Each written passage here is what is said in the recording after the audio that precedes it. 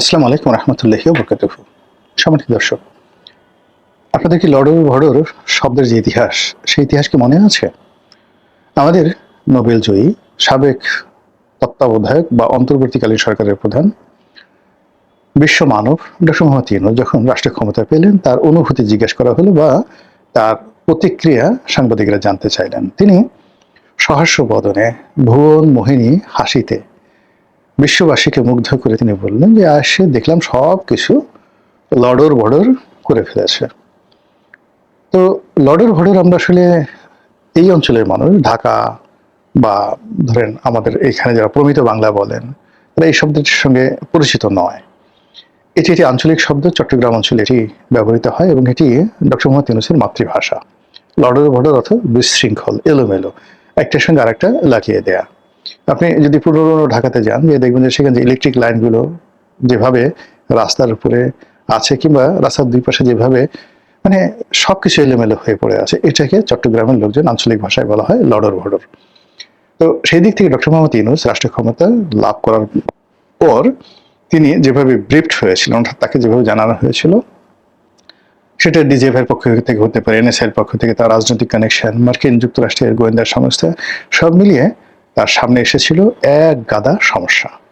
অর্থনৈতিক সমস্যা, আমলাতান্ত্রিক সমস্যা, বৈদেশিক ঋণ, সব মিলিয়ে তিনি মুহূর্তের মধ্যে হোঁচট খেয়েছেন। সারা জীবন তিনি পোলাও খাওয়া মজনু।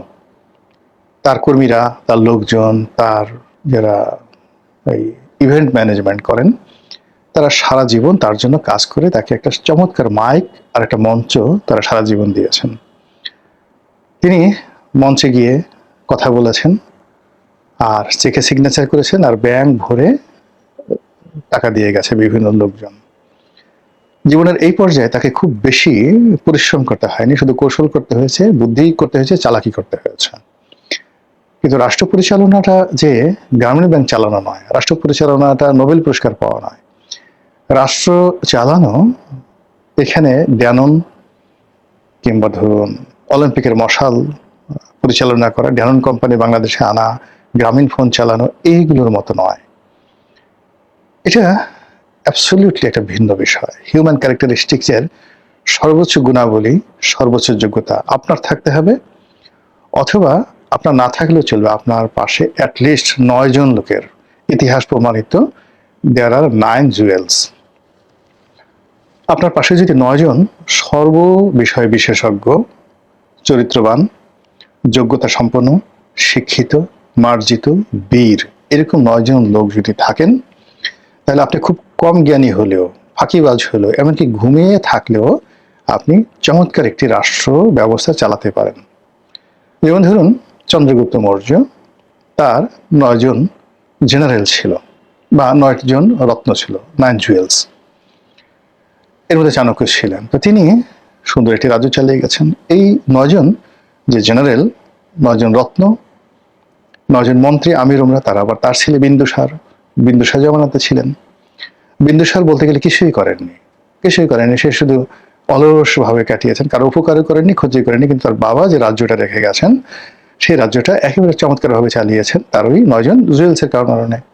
আচ্ছা, তো একইভাবে ধরুন অন্যান্য যারা আছেন, ইতিহাসের যত বিখ্যাত, দেশে দেশের বাইরে, সারা দুনিয়াতে সবারই কিন্তু এরকম একটা পরামর্শ সভা ছিল, এবং সেই পরামর্শ সভায় 9 জন, 9 সংখ্যাটা রাজার জন্য খুবই গুরুত্বপূর্ণ। দেয়ার আর 9 জুয়েলস। সম্রাট আকবরের নবরত্ন সম্পর্কে আমরা তো সবাই জানি। মধ্যযুগে সম্রাট আকবরের নবরত্ন সভায় যে 9 জন জুয়েল ছিলেন, এইরকম 9 জন জুয়েলস সারা দুনিয়াতে ছিল না। সিমিলারলি নেপোলিয়ন বোনাপার্টের ছিল 9 জুয়েলস। সিমিলারলি জুলিয়াস সিজারের ছিল, কনস্টান্টাইনের ছিল, জাস্টিনিয়ানের ছিল, রোমান সম্রাট জাস্টিনিয়ার ছিল, মার্কাস অর্লিয়াসের ছিল। তো এই যে ধরেন এই যে বিখ্যাত বিখ্যাত লোকদেরকে, ইভেন আলেকজান্ডার, তারও কিন্তু 9 জন জুয়েল ছিল, এবং সেই জুয়েলের প্রধান ছিলেন প্লেটো। এই অবস্থা। আর্কিমিডিস, যে প্রাচীন গ্রিক সম্রাটের সভাসদ ছিলেন, 9 জুয়েলসের অন্যতম ছিলেন আর্কিমিডিস। কনফুসিয়াস, তিনি একটা তার যে চীন সম্রাট, সেই চীন সম্রাটের অন্যতম সভাসদ ছিলেন, 9 জুয়েলসের প্রধান জুয়েল ছিলেন কনফুসিয়াস।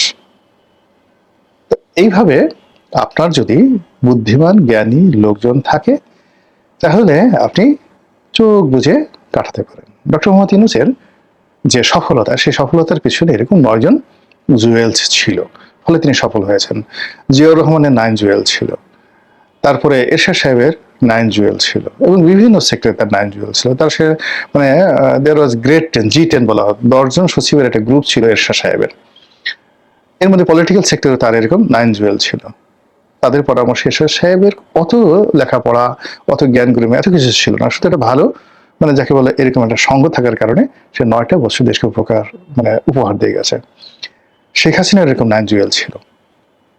সে যত কিছু করুক না কেন, তার একটা এরকম জ্ঞানী গুণী এরকম 9 জন লোকের একটা বিরাট পরিষদ ছিল, ফলে সে 17 বছরে দেশটা চালিয়ে গেছেন। সেই ক্ষেত্রে ডক্টর মোহাম্মদ ইউনূসের যে 9 জুয়েলস, যেটা তার সিলেকশন ছিল কর্পোরেট জগতে, মাল্টিমিডিয়া জগতে, সেইটা তিনি রাজনীতিতে সিলেক্ট করতে পারেননি।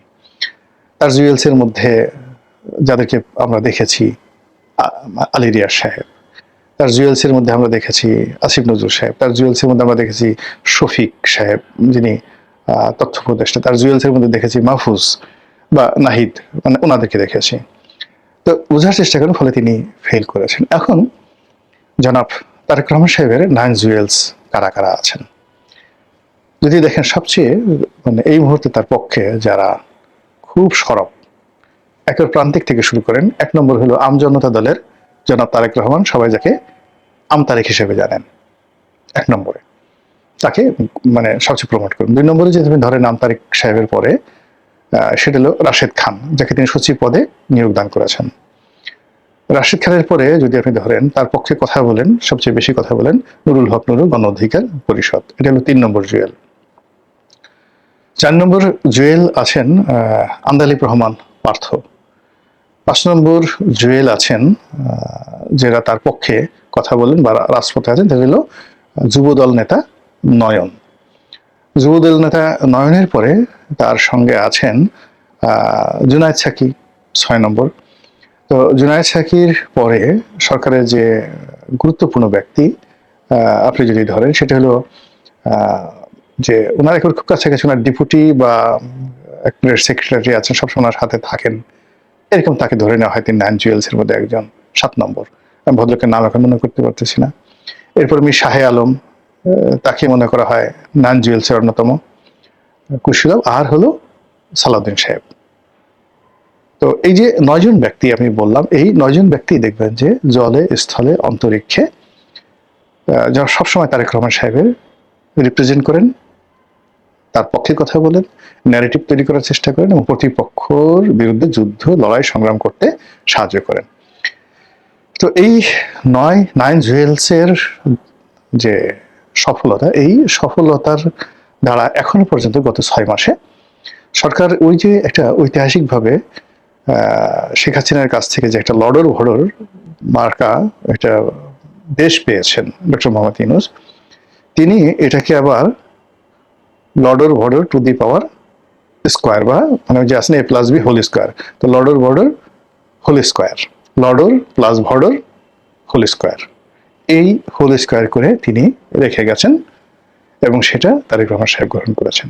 এখন তিনি এবং তার এই যে 9 জুয়েলস, তারা গত 6 মাসে এই লর্ডর প্লাস ভর্ডর হোল স্কোয়ার এটাকে কিউব করেছেন নাকি এটাকে রুট ওভার করেছেন, এটাকে কি কিউবের পরিবর্তে আরো বেশি করেছেন, এটা আপনারা সিদ্ধান্ত নেন। কিন্তু আমরা যেটা দেখতে পাচ্ছি সেটা হলো রাষ্ট্র কিভাবে চলছে আমরা কেউ সুনির্দিষ্টভাবে বলতে পারছি না। রাষ্ট্র কিভাবে চলবে এই ব্যাপারে আমরা কোনো আশাবাদী, কোনো রকম চিন্তা চেতনা, স্বপ্ন আমাদের মধ্যে নেই।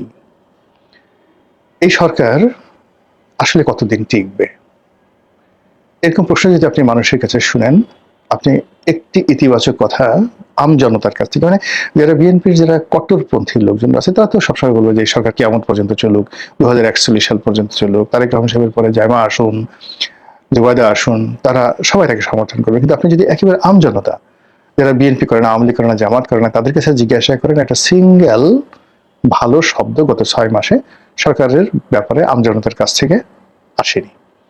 তো কাজে আগে যে লডর ভডর, সেই লডর ভডরটা এখন আরো বেশি লডর ভডর হয়ে গেছে। একটা মানুষ বেঁচে থাকে তার স্বপ্ন নিয়ে আর তার স্মৃতি নিয়ে। আমরা যদি গত 17 বছরের স্মৃতি চিন্তা করি, শেখ হাসিনা জমানার 15 বছর, ডক্টর মোহাম্মদ ইউনূসের 2 বছর, এই 17 বছরের স্মৃতি, তার আগে 1/11-এর যে স্মৃতি, আমাদের কাছে এখন মনে হচ্ছে 1/11টা আসলে আমাদের একটা সুখ স্বপ্ন ছিল। দুর্নীতি ছিল না, অনিয়ম ছিল না, সব কিছু মানে একেবারে টু দি পয়েন্টে। আপনি মইনুদ্দিন ফখরুদ্দিনকে যতই গালাগালি করেন না কারণ এখন যদি আপনি তাদের সেই সময় 2006 থেকে 2009 পর্যন্ত ওই সময়টাতে আপনি অ্যাডমিনিস্ট্রেশন দেখেন, ফাইন্যান্সিয়াল অবস্থা দেখেন, মানুষের ক্রয় ক্ষমতা দেখেন, সামাজিক অপরাধ দেখেন, সবকিছু মনে হবে ওই সময়টা একটা জান্নাতের। এর বাইরে 2009 থেকে আজকের সময়টা পর্যন্ত টানা 17 বছর ধরে শুধু লডর ভডর লডর ভডর লডর ভডর হতেইছে। এর ফলে বলে না যে ঘর পোড়া গরু সিঁদুর মেঘ দেখলে ডরায়। আমাদের দেশের বেশিরভাগ মানুষের ঘর পুড়ে গেছে, কারো অফিস, কারো বাড়ি, কারো পরিবার, কারো ব্যবসা, কারো বাণিজ্য, কারো মস্তিষ্ক, কারো হৃদয়, কারো মন, কারো স্বপ্ন তছনছ হয়ে গেছে। ফলে এই জায়গা থেকে বের হওয়ার জন্য যে স্বপ্ন দরকার, ড্রিম দরকার, যে উদ্দীপনা দরকার, সেটা এই সরকার এখন পর্যন্ত তৈরি করতে পারছে না। সরকার ফ্যামিলি কার্ডের কথা বলছে, পুরনো লডর ভডর লক্কর ঝক্কর মার্কা যে বাসগুলো আছে সেগুলোতে গোলাপি রং লাগিয়ে মহিলাদের জন্য এরকম কয়েকটা বাস রাস্তায় নামানো হয়েছে। তো এই জিনিসগুলো অনেকটা লিপস্টিক, অনেকটা কসমেটিক, মানে যাকে বলা হয় ডেভেলপমেন্টের মতো। এটা অন দ্য লং রানে কোনো মানুষকে স্বস্তি দিচ্ছে না। রাস্তাঘাটের বেশিরভাগ এলাকা বেশিরভাগ সময় ফ্রি থাকে, কখনো কখনো কোথাও দুঃসহ যানজট লেগে যায় ম্যানেজমেন্ট না থাকার কারণে। মানুষ কাজের জন্য হন্য হয়ে ঘুরছে। পুরো ইকোনমিটা দুই ভাগে বিভক্ত হয়ে গেছে। সামান্য কিছু মানুষ, সেটা ঘুষ হোক, দুর্নীতি হোক, বা বড় বড় কর্পোরেট যে কাজগুলো হোক, তারা মানে দুই হাতে বস্তায় বস্তায় টাকা উপার্জন করছে, শেষ করতে পারছে না। এদের সংখ্যা লাখেও নয়, 10 লাখে। এরকম সারা বাংলাদেশে যদি ধরেন এরকম লোকের সংখ্যা হাইয়েস্ট ধরেন 100-র মতো আছে।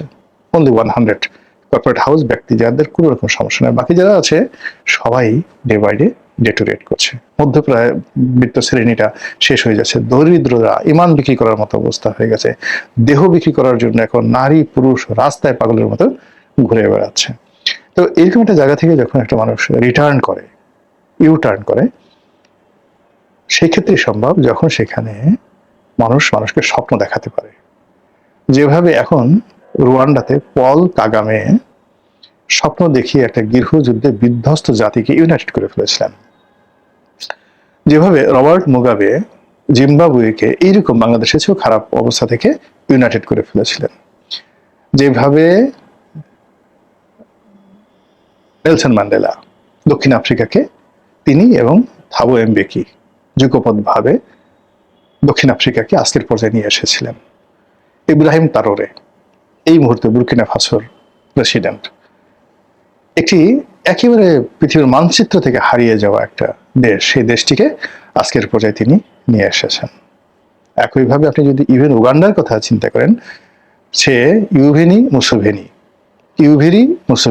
সেখানকার যে প্রেসিডেন্ট, সে 80-র দশক থেকে এখন পর্যন্ত কন্টিনিউয়াসলি স্বপ্নের উপরে তিনি পুরো উগান্ডাবাসীকে এমন একটা পর্যায়ে নিয়ে গেছেন। আর যা হোক না কেন সেখানে অশান্তি নেই, সেখানে ম্যানিপুলেশন নেই, সেখানে মানে যাকে বলা হয় 2 নম্বরই কোনো জিনিস নেই।